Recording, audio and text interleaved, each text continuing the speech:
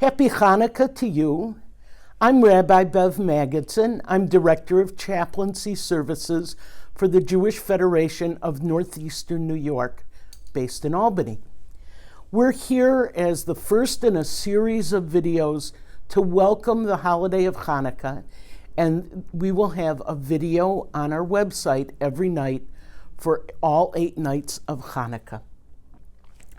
We are going to light the Hanukkah candles, say the appropriate blessings, and then we'll do a reading and read a story and sing Ma'oz Tzur. Of course, the first thing to do is we light our candle. We light our shamash.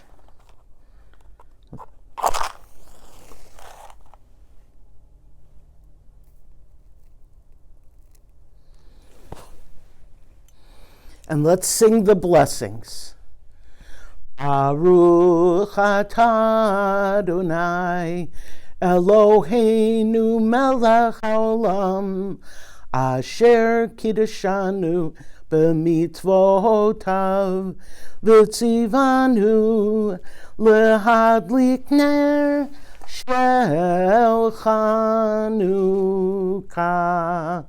Blessed are you, Lord our God, Sovereign of the universe, who has sanctified us with his commandments and commanded us to light the lights of Hanukkah.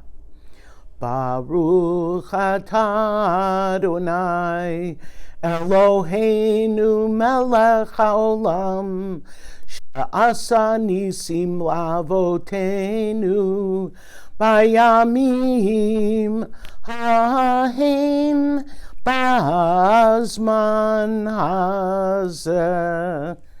Blessed are you, Lord our God, Sovereign of the universe, who performed miracles for our ancestors in those days at this time of the year. And because it is the first night, we say Shehechianu. Baruch atah Adonai Eloheinu melech haolam Shehechianu v'kiyamanu v'higianu lazman hazeh. Blessed are you, Lord our God, Sovereign of the universe, who has kept us alive, sustained us, and enabled us to reach this season once again.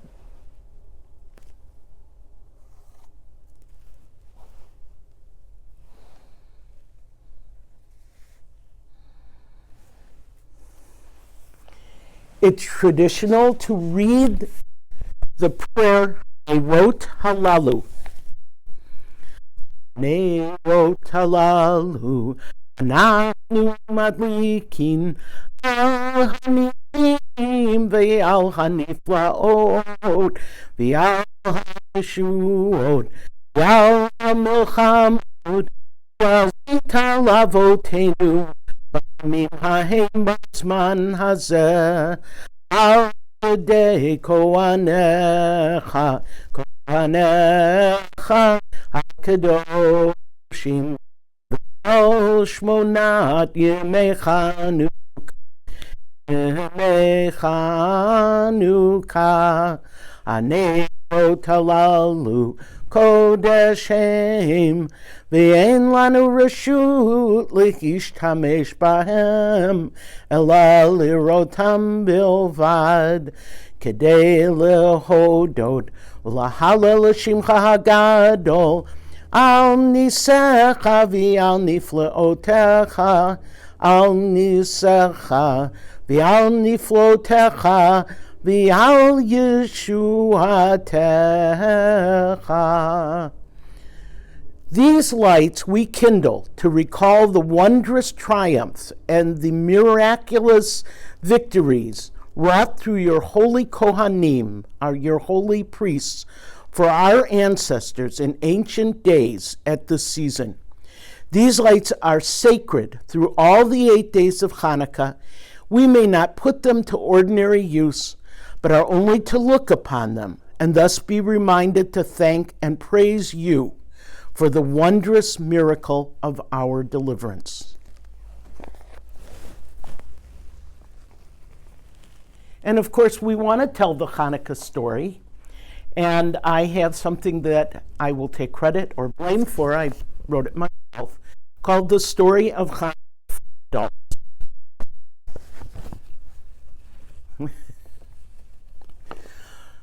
Stories of heroism and bravery never die.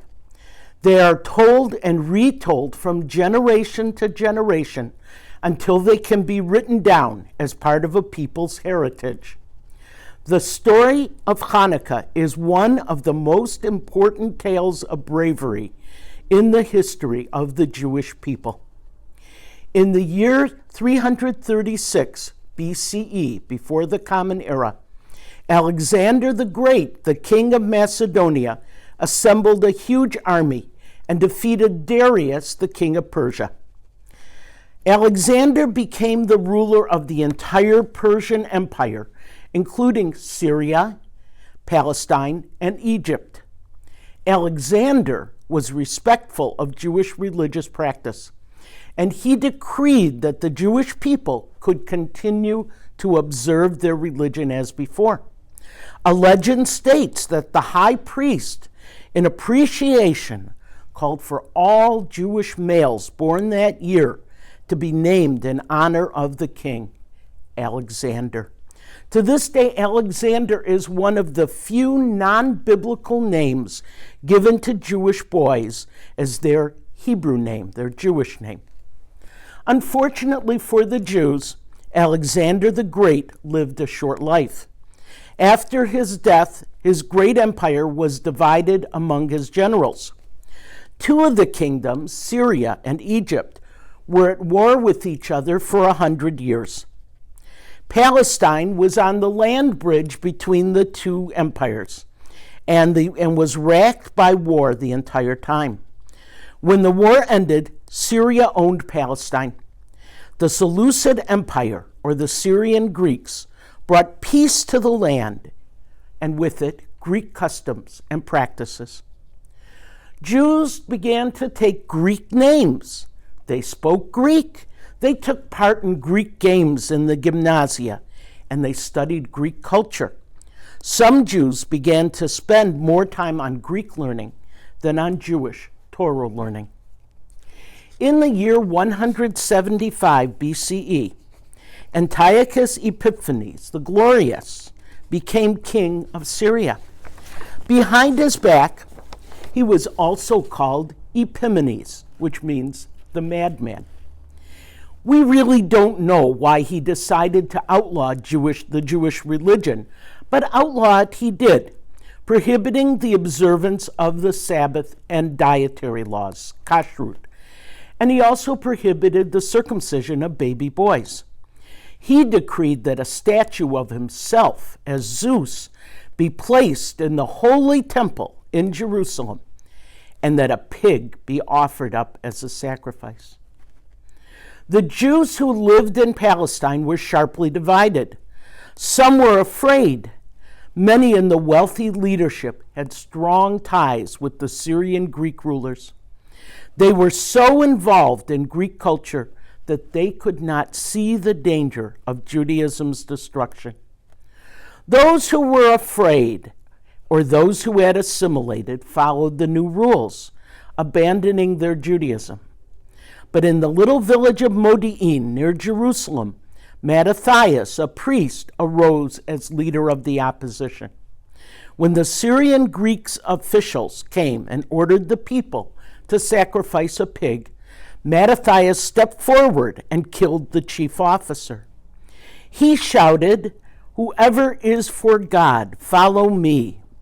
The initials of these Hebrew words form the acronym Maccabee. Mattathias and his followers fled to the Judean hills and became an army of guerrilla fighters. Mattathias by then was an old man, and so he named his son Judah to be the general. His other 4 sons, Jonathan, John, Eleazar, and Simon, also became leaders. Judah's army knew the hills and mountains and used that advantage to fight the large, well-equipped army of Antiochus in Hebrew. The war went on for 3 years, from 168 to 165 before the Christian era. Sometimes the Maccabees, Judah's army, fought Syrian Greeks, but sometimes they had to fight other Jews. In the end, of course, we know they won. In the year 165 BCE, the Maccabees, also known later on as the Hasmoneans, marched into Jerusalem victorious. They cleaned up the temple. They destroyed the idols of Zeus and the other gods that Antiochus and his followers had placed there. Once again, it became a place that was appropriate for the worship of one true God. On the 25th day of the Jewish month of Kislev, they rededicated the temple. Following the lead of King Solomon, builder of the first temple, they held an 8-day festival of dedication. Solomon had dedicated his temple on the holiday of Sukkot, which goes for 8 days. The festival celebrated the military victory of a small group of weak Jews over the strong army of the Syrian Greeks. However, even more than that, it celebrated the spiritual and cultural victory that permitted the Judeans, or Jews, to maintain the practices, laws, and customs that had been given to their ancestors in the Torah. In a world where Greek practices, religion, and customs were the only respected ones, the Jews said, "We will keep the traditions of our ancestors." 600 years later, in the Talmud, the rabbis ask, why do we celebrate Hanukkah? They answered the question with a story. When Judah and his followers rededicated the temple, they needed consecrated oil to light the Hanukkah menorah. They could only find one unprofaned flask, enough to burn one day. But the small flask burned for 8 days throughout the rededication celebration. It was enough time to produce a new supply of oil that had not been profaned by use in idol worship. It is a beautiful story reflecting a miracle that a small people can maintain its identity against all odds. Today we light candles throughout the holiday, beginning with 1 candle and ending with 8. Ma'oz tzur Yeshuati l'chana l'shabeach tikon beit tefilati v'sham toda nizabeach li'ed tachin matbeach Mitzar hamnabeach azegmor beshir mizmor Chanukat hamizbeach azegmor beshir mizmor Chanukat hamizbeach. Happy Hanukkah.